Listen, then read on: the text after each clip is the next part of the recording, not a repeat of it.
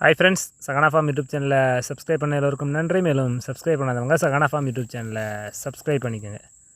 நம்ம வந்து கோஎஃப்எஸ் 29 2வது அறுவடை பண்ணிக்கிருந்தோம். சொல்லி ஏற்கனவே வீடியோ போட்டிருந்தோம். வந்து பார்த்திங்கன்னா கோஎஃப்எஸ் 29 கிட்டத்தட்ட ஒரு 7 அடிக்கு மேலே வளர்ந்துருச்சு. நம்ம ஃபுல்லாகவே அறுக்கும்போது உள்ள ஏகப்பட்ட களைகள் இருக்கத்தான் செய்யுது. நம்ம அறுக்கும்போதே ஃபுல்லாக கம்ப்ளீட்டாக களைகளையும் சேர்த்து அறுத்ததுனால நம்ம அறுத்த இடம் எவ்வளோ தெளிவாக இருக்குன்னு பாருங்கள். இதை போக நம்ம களைகளை அறுத்து விடாத இடமும் சில இடங்கள் இருக்குது. அதில் உள்ள களைகளை பாருங்கள் எந்த அளவுக்கு வளர்ந்துருக்குன்னு. இந்த அளவுக்கு களைகள் கிடக்கத்தான் செய்யுது. நம்ம தனிக்கவனை எடுத்து இதை ஃபுல்லாக அறுத்து எடுத்தோம்னா தான் அடுத்த அறுவடைக்கு தயாராகும். இல்லைனா இதில் தான் இருக்கும் தவிர நம்ம கோஎஃப்எஸ் 29 கண்டிப்பாக வளராது. தற்சமயம் பார்த்திங்கன்னா நம்ம ஆடுகள் முதல்ல ஓடும்போது தண்டு எல்லாத்தையுமே சாப்பிட்டுச்சு. தொடர்ந்து ஒரு வாரமாக கொடுக்குறதுனால அதுக்கே சலிப்பு தட்டுருச்சு. ஒழுக்க தண்டுகளை சரியாக சாப்பிட மாட்டேக்கு.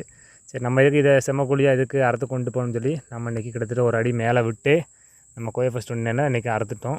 மிச்சத்தை நாளைக்கு நம்ம ப்ரெஷ் கட்டர் வச்சு கம்ப்ளீட்டாக கிடக்க களைகள் எல்லாத்தையுமே